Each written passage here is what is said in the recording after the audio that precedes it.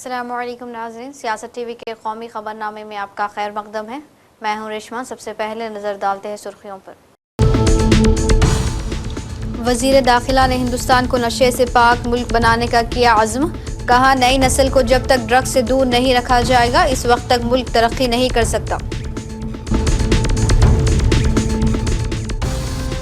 तेजस्वी यादव ने किया बिहार अधिकार का आगाज। बीजेपी और नीतीश पर बिहार को तबाह कर देने का लगाया इल्जाम। गैर कानूनी दरअंदाजी के मोदी के इल्जाम को किया मुस्तरद। भीमा कोरेगांव मामले में माओ नवाजों से ताल्लुक के इल्जाम में जेल में बंद महेश रावत की जमानत मंजूर। सुप्रीम कोर्ट ने 6 हफ्तों की अबूरी जमानत दे दी। उत्तराखंड, हिमाचल प्रदेश और मणिपुर में बादल फटने से बड़ी तबाही। देहरादून में होटलें तबाह, एक पुल बह गया। सूरत-ए-हाल संगीन।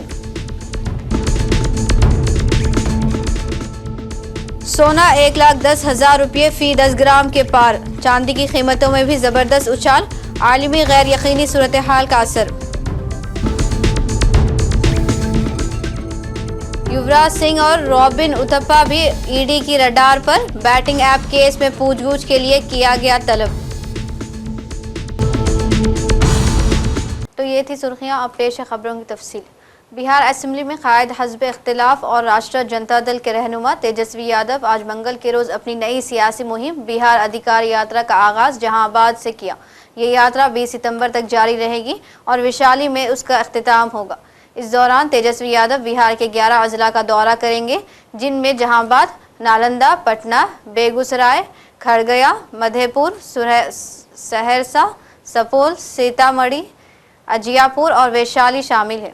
यात्रा के दौरान मुख्तलिफ असेंबली हलकों में अवामी इज्तिमाअत और कारकुनों के साथ बातचीत के सेशन मुनक़िद होंगे।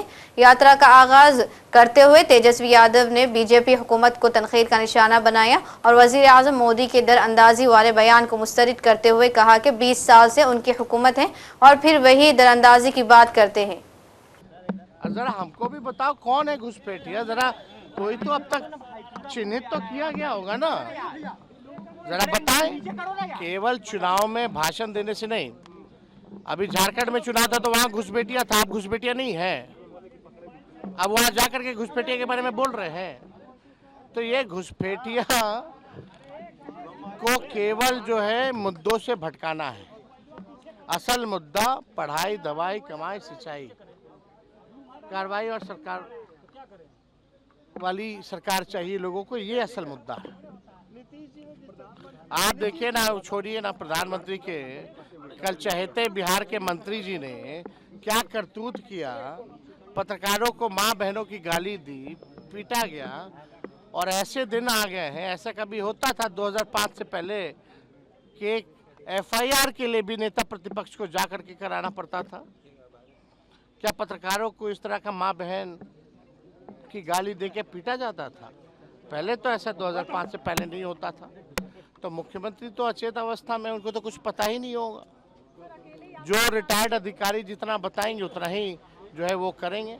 ये भ्रष्ट सरकार है। सुन लो यार, अरे भाई, जो तो इसमें कौन सी बड़ी बात है? हम हैं यहाँ के, ले जाओ, आओ ले जाओ। अगर फॉर्म भरने की बात ही नहीं है भैया। अच्छा, इतना दिन बाद याद आ रहा है? कोई फालतू का इशू को डाइवर्ट करने के लिए, मंत्री जी से ध्यान भटकाने के लिए है, मंत्री जी द्वारा करवाया गया है। ये लोग FIR से हम लोगों को डराने वाले हैं। एक आप पत्रकारों के लिए जो लड़ रहा है उस पर भी FIR हो रहा है। वाह रे वाह भाई, पत्रकार तो माँ बहन की गाली खा ही रहा है, उसके लिए जो लड़ रहा है उस पर भी वज़ीर दाखिला अमित शाह ने एंटी नारकोटिक नेशनल कॉन्फ्रेंस से खिताब करते हुए इस बात का आज़म जाहिर किया है कि मुल्क को नशे से पाक बनाने के लिए वसीतर इक़दाम किए जाएंगे।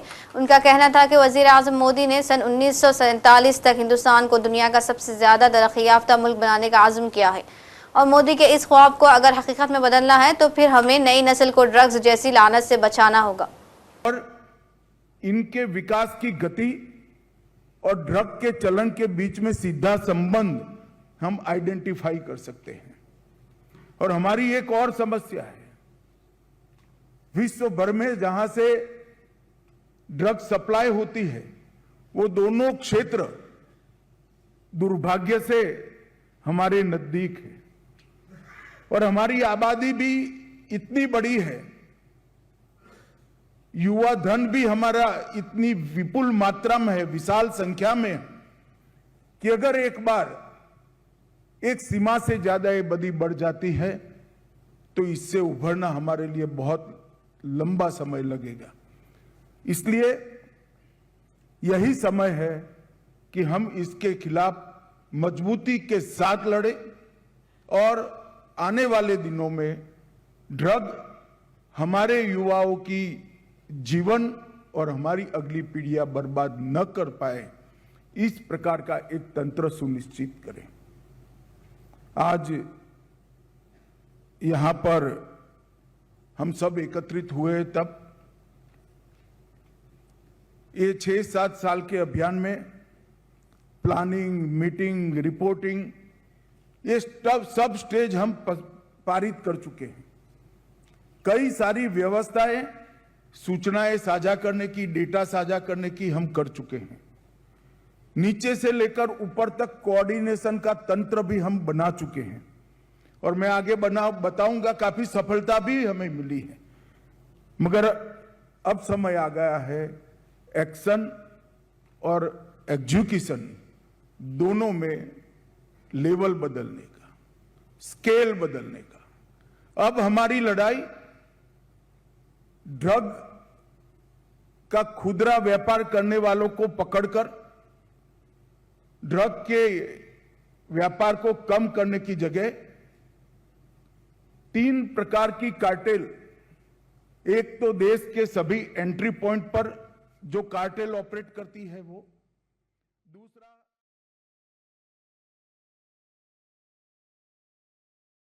चीफ जस्टिस BR गोयल की सरबराही में सुप्रीम कोर्ट कॉलेजियम ने कर्नाटक, हिमाचल प्रदेश, मद्रास और त्रिपुरा हाई कोर्ट्स के लिए कुल 9 जजों की तकर्रुरी की सिफारिश की है।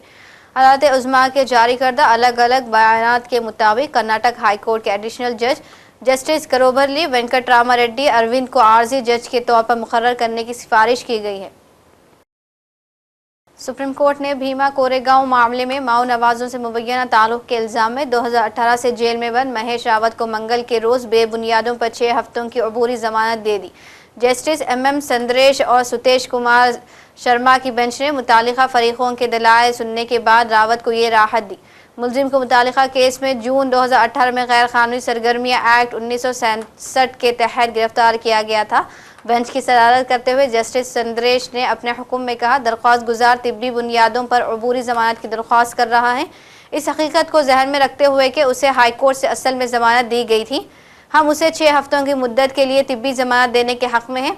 सीनियर वकील CU सिंह ने बेंच के सामने दलील की कि रावत रेमेटॉइड आर्थराइटिस में मुब्तला है। इस बुनियाद पर इन्होंने राहत की इस्तेदा की है। इन्फोर्समेंट डायरेक्टोरेट ने मुबैना गैर कानूनी ऑनलाइन सट्टेबाजी ऐप से जुड़े मनी लॉन्ड्रिंग केस में साबिक क्रिकेटर रॉबिन उथप्पा को तलब किया है। उथप्पा फिलहाल एशिया कप 2025 के कमेंट्री टीम का हिस्सा है। उन्हें 22 सितंबर को ED के दफ्तर में पेश होने को कहा गया है, जबकि युवराज सिंह को 30 सितंबर को हाजिरी देनी है। उससे पहले इस मामले में मरकजी एजेंसी ने सुरेश रायना और शेखर धवन से भी पूछगछ की थी। सुप्रीम कोर्ट ने मणिपुर तशद्दुद केस में बैनुल अक़वामी साजिश के इल्ज़ाम में गिरफ्तार मोइनुद्दीन आनंद सिंह की अर्जी पर कौमी जांच एजेंसी NIA को नोटिस जारी किया है। जस्टिस विक्रमनाथ और जस्टिस संदीप मेहता की बेंच ने मुतालिका केस की हैसियत जानने के लिए NIA से जवाब तलब किया है। समाअत के दौरान दरख्वास्त गुजार की जानिब से पेश होने के वाले वकील ने दलाइल देते हुए कहा कि चार्जशीट दाखिल होने के बावजूद केस आगे नहीं बढ़ा है। दरख्वास्त गुजार गुज़िश्ता 2 साल से जेल में है। इन्होंने ये भी दलील दी कि शरीक मुलजिम को जमानत मिल गई है, लेकिन अदालत ने इस बुनियाद पर इत्तेफाक नहीं किया। दरख्वास्त गुजार पर इल्ज़ाम है कि उसने म्यांमार में मुक़ीम दहशतगर्द तंजीमों के जरिए मणिपुर में नस्ली तशद्दुद का फ़ायदा उठाकर हुकूमत हिंद के खिलाफ जंग छेड़ने की साजिश की थी। Central board of secondary education ने सन 2026 में होने वाले 10वीं और 12वीं बोर्ड के इम्तहान की तैयारियां शुरू कर दी हैं। अभी बोर्ड इम्तहान के फॉर्म पूरे करवाए जा रहे हैं। इस दरमियान CBSE ने बोर्ड इम्तहान में शामिल होने के लिए 7 शराइत पर अमल को यकीनी करने को कहा है। CBSE ने 10वीं और 12वीं इम्तहान के ज़ाब्तों को लेकर नोटिस जारी किया है। CBSE के मुताबिक इन ज़ाब्तों पर अमल सभी तुलबा के लिए लाजमी है। बोर्ड ने वाज़ेह किया है कि नए ज़ाब्ते का मकसद तालीम के मेयार और इम्तहानी अमल की शफाफियत को बनाए रखना है। आलमी सतह पर गैर यकीनी हालात और अमरीकी फेडरल रिजर्व की जानिब से शरह सूद में कमी की तवक्कुआत के दरमियान सोने और चांदी की कीमतों में गैर मामूली इजाफा देखने को मिल रहा है। मंगल को मुल्क में सोना 1,10,000 रुपये फी 10 ग्राम की तारीखी रिकॉर्ड को अबूर कर गया, जबकि चांदी ने भी नई बुलंदी छू ली है। चांदी में भी यही रुझान नजर आया और MCX पर इसकी कीमत बढ़कर 1,29,600 रुपये फी किलो हो गई है। तज्जियाकारों के मुताबिक चांदी की मौजूदा तेजी की एक अहम वजह इलेक्ट्रिक गाड़ियों और सोलर एनर्जी के शोबे में बढ़ती हुई तलब है। उत्तराखंड की राजधानी देहरादून के मशहूर सियाहती मुकाम सहस्त्रधारा में पीर की देर रात बादल फटने से बड़े पैमाने पर तबाही मच गई है। रात तकरीबन 12 बजे हुए इस हादसे में कालीगाड़ इलाका बुरी तरह मुतासिर हुआ। शदीद बारिश से कालीगाड़ नदी ने खौफनाक शक्ल इख्तियार कर ली है और तेज बहाव में एक पुल के बह जाने की इतला है। वहीं मलबे की जद में आने से खास बाजार में बने 2 से 3 बड़े होटल और कई दुकानें तबाह हो गई। आफत की इतला मिलते ही जिले इंतजामिया ने रात में रेस्क्यू और राहत काम शुरू कर दिया। DM 7 बेंसल ने वाक़े की जानकारी मिलते ही खुद कमान संभाल ली और सभी मुमकिन महकमों से रब्ता करके फौरी कार्रवाई शुरू कर दी। चल रही थी, बट जो मेन रात को नुकसान हुआ 10 बजे के आसपास हुआ है। ये जो बादल फटे हैं 2 जगह, वो रात को 10 बजे के आसपास फटे हैं। एक बादल फटा है जी आगे जाके राइट में यहाँ पे ऊपर, और एक बादल फटा है ऊपर खाले में, जो बांग खाला है उस साइड। जी नुकसान के सड़क सारी खत्म हो गई हैं और व्यवस्था नहीं है कोई आने जाने की अब। और गांव में नुकसान हुआ है ऊपर, वहाँ पे सूचना मिली है कि 4-5 लोग दब गए हैं मलबे में नीचे। अब यहाँ से है 1 किलोमीटर है आगे, यहाँ पे ज्यादा नुकसान हुआ है। और बाकी आपने होटल वोटल जो थे, रेस्टोरेंट, वो सब टूट चुके हैं, बह चुके हैं पानी के अंदर। दुकानें सारी क्षतिग्रस्त हो चुकी हैं और कोई आने जाने की कोई अब व्यवस्था नहीं है। यहाँ पे गाँव से संपर्क कट चुका है पूरा। और लाइट वगैरह का भी आपको पता ही है, 5-6 दिन तो बहुत मुश्किल है यहाँ पे लाइट वगैरह भी आना, तो लोगों के लिए बहुत दिक्कत ही है आगे। ये रात को लगभग 11 साढ़े 11 बजे 11:10 के लगभग एक आवाज आई, बहुत भयंकर आवाज, धड़ाम सी। और उसके बाद ये सारी मार्केट आप सामने देख रहे हैं, मार्केट की 10-12 दुकानें, ये सामने सारी दुकानें थी, ये सारी दुकानें पीछे की वो उस साइड की दुकानें यहाँ से दिख रही हैं, आगे वहाँ पूरी उसमें चली गई। आगे मजाड़ा में 2 पुल थे, दोनों पुल बह गए। और सुनने में आ रहा कि वहाँ जान माल का भी नुकसान हुआ है कुछ। अभी ये पता नहीं कि कितना जान माल का नुकसान हुआ। अपनी दुकान बह गई, अपनी ये इस दुकान में। मणिपुर में जारी मौसलाधार बारिश के दरमियान इम्फाल ईस्ट जिले में आज सुबह शदीद तबाही हुई, जब इरेल नदी का पानी अचानक अपनी हदूद अबूर करते हुए आसपास के इलाकों में दाखिल हो गया। सुबह तकरीबन 4 बजे नदी के किनारे में दरार आने से इलाके में हलचल मच गई। कई गांव इस सैलाब की लपेट में आ गए, जिनमें तकरीबन 4000 से जायद घर डूब गए और मुतादिद मवेशी हलाक हो गए। सैलाब मुतासिर इलाकों में सूरत हाल इंतहाई तशवीशनाक है। यहाँ सैकड़ों एकड़ ज़राई ज़मीन ज़ेरे आब आ गई, जिससे किसानों की खड़ी फसलें मुकम्मल तौर पर तबाह हो गई। सैलाब के बाद एक अहम पुल भी बह गया, जिससे नकल व हमल मुतासिर हुई है। जम्मू कश्मीर के LG मनोज सिन्हा ने श्रीनगर रेलवे स्टेशन पर मुश्तरका parcel product repeat cargo service parcel train का इफ्तिताह किया। वक्फ कार्गो सर्विस का मकसद वादी में ताजिरों को तेज तर, महफूज, इख्तिसादी, काबिल एतमाद ऑप्शन फराहम करना है। ट्रेन बडगाम और दहली के दरमियान चलाई गई। खराब होने वाली पैदावार, खासतौर पर सेब की बरवक्त नकल व हमल को यकीनी बनाएगी। हुकाम ने कहा कि सड़क के जरिए नकल व हमल के मुकाबले में यह सर्विस शिपमेंट की लागत और ट्रांजिट टाइम में नुमाया कमी करेगी। यह सर्विस काश्तकारों को सेब की बड़ी मकदार में ले जाने में, खास तौर पर छोटी के मौसम में बहुत मदद फराहम करेगी। यह ट्रेन कश्मीर के लॉजिस्टिक नेटवर्क को जदीद बनाने की तरफ एक अहम कदम है। तवक्को है कि पार्सल ट्रेन कश्मीर की बागबानी की मईशत को बड़ा फरोग देगी। कार्गो सर्विस यहाँ से प्रारंभ हुई है और प्रतिदिन करीब 23-24 टन सेब या बाकी भी पेरिसेबल गुड्स यहाँ से ट्रांसपोर्ट होकर के नेक्स्ट डे दिल्ली पहुँच सकेंगे। मैं मानता हूँ कि यहाँ के आर्थिक उन्नयन में इस ट्रेन का बड़ा योगदान होगा। आए दिन हम देखते हैं कि टोपोग्राफी के कारण, भारी बारिश के कारण नेशनल हाईवे कभी कभी बंद हो जाती है। इससे काफी फ्रूट ग्रोवर्स को नुकसान हो रहा था। मैं समझता हूं कि आने वाले कुछ दिनों में एक बहुत ही बेहतर परिवहन की सुविधा रेलवे ने प्रारंभ की है। काजोल और ट्विंकल खन्ना के नए टॉक शो टू मच का ट्रेलर भी आखिर रिलीज हो गया है। हंसी मजे और बेसाख्ता बातचीत से भरा ये शो बॉलीवुड की चंद सबसे मकबूल शख्सियात के साथ खेले लम्हात के एक झलक पेश करता है। तकरीबन 2 मिनट के ट्रेलर में मेज़बानों को लतीफ़े बांटने, सितारों के साथ जानदार बातों में मशगूल और अच्छे पुराने दिनों की याद ताज़ा करते हुए देखा गया है। ये शो अमेज़ॉन प्राइम पर आ रहा है। Of fun. But I think what's nice about it is also the fact that our guests have also spoken about their views and their viewpoints in the nicest possible way, in the nicest possible setting, with the coolest questions. Nice. Just to give us enough credit for it. Of course, of course. But yeah, and I have to say kudos to all of them who've come, because they really have spoken so very well and from the heart and the mind, and not sometimes. I think that what is really special about our show is, while there's a lot of laughter and there's a lot of joy, there's also a sort of unraveling of layers, psychological layers and layers about society, viewpoints. And we try to go a little bit deeper than other chat shows, and I think that is our USP. We have fun, it's irreverent, but it's also not frivolous at all. It's got some gravitas. Nice. Can't wait to actually watch the episodes. 25th September. But I must ask you, what is it like to have each other as co-hosts? Because, oh my God, like what a joy. Ask us, don't ask them. Oh, Mrinalini, would you like to take that? No, let them answer. Okay. It's the most fun. I just want to tell you all that it is the most fun. I think, like I said before also, the BTS is like way more interesting. इतना काटना पड़ा लेकिन इतना मजा आया था, और the kind of stuff that I think we automatically kind of say to each other and around each other is also really funny. It's really funny, because when I look back on it, I was like, how the hell did we say this?